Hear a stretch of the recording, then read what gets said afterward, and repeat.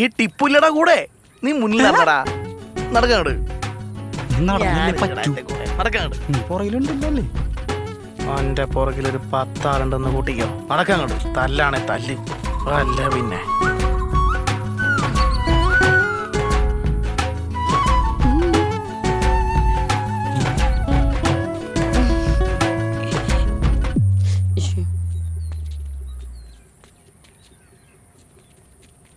Hi മുണ്ടയിച്ചിടാ. നീയും വേണേ മുണ്ടയി. ഇനി അങ്ങോട്ട് നടന്നുറോ. ഉണ്ടായിക്ക് തലേ കെട്ട് എന്ത് വേണേലും ചെയ്യാ. എന്താ കളിയൊന്നുമില്ലേ? പടാ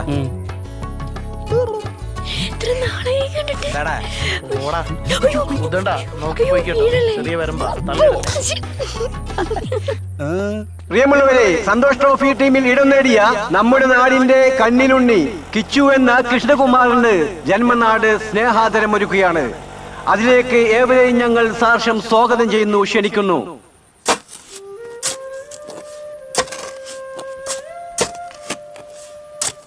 ആ കുഞ്ഞിരാമ, എന്താ എന്റെ സാവിത്രിന്റെ വർത്താനം? സാവിത്രിക്ക് കൊഴപ്പൊന്നുമില്ല. കൊഴപ്പില്ലല്ലേ? നാളെ കുടുംബത്തിലൊരു കല്യാണം അതിന് പോണം.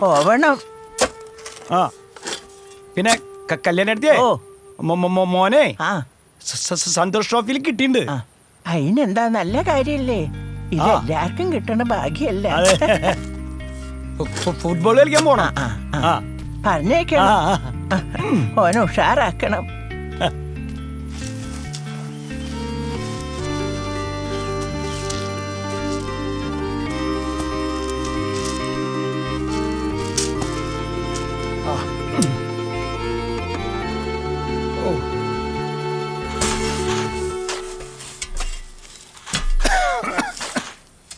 കുഞ്ഞിരാമ, കിച്ചുവിന് സന്തോഷ് ട്രോഫിയിൽ സെലക്ഷൻ കിട്ടിയെന്ന് കേട്ട്. അങ്ങനെ ഒരു സന്തോഷം ഉണ്ടായി. നല്ല കാര്യല്ലേ അത്? അതെ, എനിക്ക് സാധിക്കാതെ പോയതൊക്കെ കിച്ചുവിലൂടെ സാധിക്കണം ഇപ്പൊ. അങ്ങനെയാണോ ജീവിതം? നമുക്ക് പറ്റാത്ത കാര്യം നമ്മുടെ മക്കളാ ചെയ്ത, അപ്പൊ നമുക്ക് സന്തോഷിക്കണ്ടേ? അതെ, ഒരു ബൂട്ട് വാങ്ങിക്കണം. ആ വാങ്ങിക്കണോ? ചെങ്ങന്മാർക്കൊക്കെ ഉണ്ട്, അവന് മാത്രമേ ഇല്ലാത്തുള്ളൂ.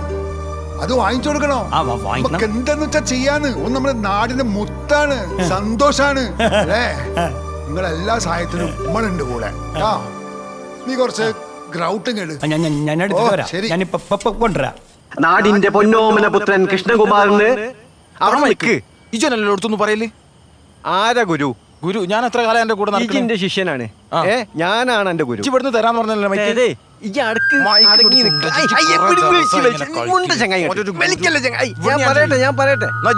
കേരള സന്തോഷ് ട്രോഫി നാടിന്റെ പൊന്നോമന പുത്രൻ കൃഷ്ണകുമാറിന് ജന്മനാടിന്റെ സ്നേഹാദരം യാത്രയപ്പ് സമ്മേളനം ആരംഭിക്കുകയായി. തുടങ്ങട്ടെ. എന്റെ സഹോദരി സഹോദരന്മാരെ, പ്രിയപ്പെട്ട നാട്ടുകാരെ, നമ്മുടെ നാട് നമ്മുടെ പ്രിയപ്പെട്ട കുഞ്ഞിരാമേട്ടന്റെ മകനിലൂടെ ചർച്ച ചെയ്യപ്പെടാൻ പോവുകയാണ്. നമുക്കൊക്കെ അറിയാം, ജോപ്പോൾ അഞ്ചേരിയും IM വിജയനും ഷറഫലിയുമെല്ലാം സന്തോഷ് ട്രോഫി ടീമിൽ ഇടം നേടിയ കഥ നമുക്കൊക്കെ അറിയാം.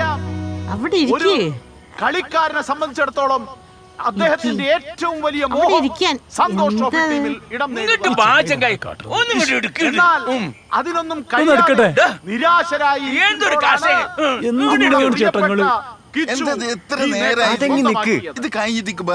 ഇത് നമ്മുടെ പരിപാടിയല്ല, നമ്മുടെ കിച്ചുവിന്റെ യാത്രയപ്പ് സമ്മേളനല്ലടാ.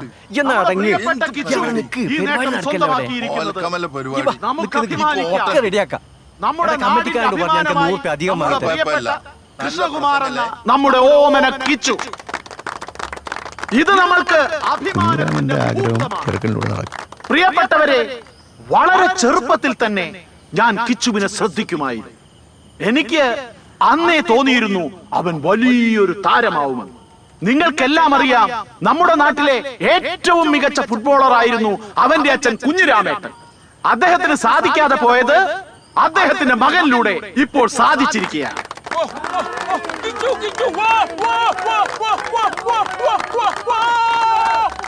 സുഹൃത്തുക്കളെ, കിച്ചുവിലൂടെ സന്തോഷ് ട്രോഫി ഈ പ്രാവശ്യം കേരളം നേടിയിരിക്കും. ഈ അസുലഭ മുഹൂർത്തത്തിൽ അദ്ദേഹത്തിനും കുടുംബത്തിനും എന്റെയും പഞ്ചായത്തിന്റെയും ജവഹർ ക്ലബിന്റെയും സർവാത്മകമായ പിന്തുണ ഞാൻ വാഗ്ദാനം ചെയ്യും.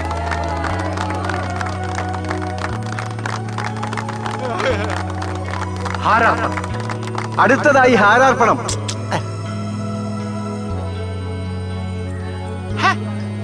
എനിക്കവിടെ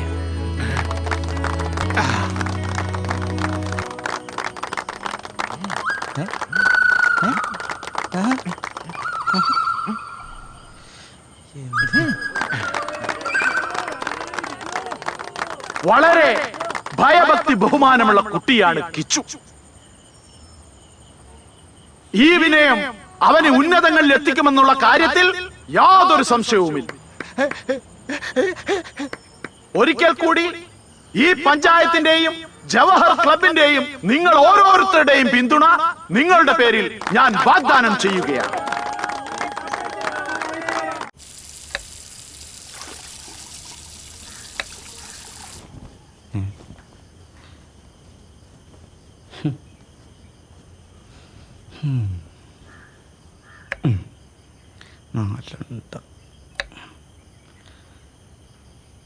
ആറ്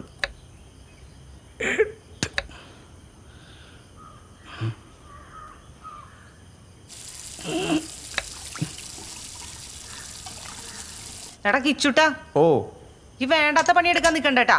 അത് മൂർച്ചയുള്ള കത്തിയാണേ, മുറിയും. എനിക്കറിയാം, ഇത് ഞാനിപ്പോ റെഡിയാക്കി തരാം. എടാ ഓ നേരം വെളുക്കുമ്പോ മുതൽ ആ പന്തിന്റെ ഒയ്യാല പായാനല്ല, നിനക്ക് എന്തെങ്കിലും ഒന്ന് അറിയോ? പോയിട്ട് വേറെ വല്ല പണിയും ചെയ്യടാ. ഒന്ന് ശരിയാക്കി തന്നിട്ടുള്ള കാര്യം കണ്ടോ? എന്ത് കണ്ട? അരിയണത്. എന്തരിയണത്? പയറ്. ഇപ്പൊ മുറിയോ കയ്യ്? കൈ മുറിയില്ല, പയർ മുറി. കേട്ടാ? കാണാ കാണാം. അതെ, പിന്നെ ഇവിടുന്ന് എന്താണ് ഈ സ്നേഹം കൊണ്ട് മുറിച്ചേരനാണ്. അമ്മയ്ക്കൊരു ഹെൽപ്പ് ആയിക്കോട്ടെ എന്ന് വെച്ചിട്ട്. വേണ്ടെങ്കിൽ വേണ്ട. സത്യം സത്യം. എന്നാലേ ആ തേങ്ങ ചിരണ്ടിട്ടേ അത് അരച്ചോണ്ട് വാ. അല്ല, തേങ്ങ അത്ര ഉള്ള സ്നേഹം ഇല്ല അമ്മേ. ചെറിയ ചെറിയ പയറുകൾ അത്ര സ്നേഹമുള്ളൂ. മനസ്സിലാവുന്നുണ്ട്. ആവുന്ന പണിയെടുക്കാൻ പറ്റില്ല അല്ലേ? കിച്ചോ കിച്ചോ എന്തോ? അച്ഛൻ വന്നിട്ടുണ്ടാ. അതെ, അച്ഛൻ വന്ന എനിക്കറിയാം. ജനിച്ചപ്പോട്ട് കേൾക്കണതല്ലേ സൗണ്ട്. ഓ എവിടെ? ഇതാ വരുന്നു. ആ അപ്പൊ ഇത് പ്രാക്ടീസിനൊന്നും പോയില്ലേ? ഇല്ല, ഇന്ന് കുറച്ച് കഴിഞ്ഞിട്ട് പോകാന്ന് വെച്ചു. ആ നന്നായി ഇവിടെ ഉണ്ടായത്. ഡേയ് നോക്കിയേ, തുറന്നു നോക്കിയേ. എന്താ എന്താ ഇത്? നോക്ക്. അവിടെ ഇരുന്ന് നോക്കടാ. എന്താന്ന് പറ. നീ അവിടെ ഇരുന്നൊന്ന് നോക്ക്. എന്താ എന്താടാ അത്?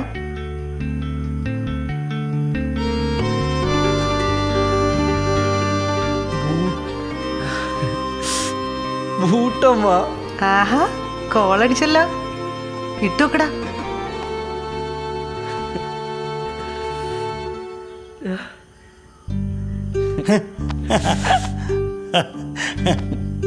അച്ഛൻ്റെ കുട്ടിയുടെ ആഗ്രഹമായിരുന്നല്ലോ അത്. അതേ, അവിടെ ഇരുന്ന് അതൊന്ന് ഇട്ടു നോക്കി. എന്നാലും ഈ ജോലിയൊന്നും ഇല്ലാത്ത സമയത്ത് എന്തിനാ അച്ഛ പിന്നെ? അതൊന്നും നീ അറിയണ്ട, അതൊക്കെ ഞാൻ നോക്കിക്കോളാം. നീ ഒന്ന് ഇട്ടേ. ഇത് ക്യാമ്പിൽ കിട്ടുമായിരുന്നു. ആ ക്യാമ്പിൽ കിട്ടിക്കോട്ടെ. അതിനു മുമ്പേ ഇതിട്ടിട്ട് പ്രാക്ടീസ് ചെയ്യണം. നീ ഒന്ന് ഇട്ടോക്കടാ. പാകാണോ നോക്കടാ. എന്നാലും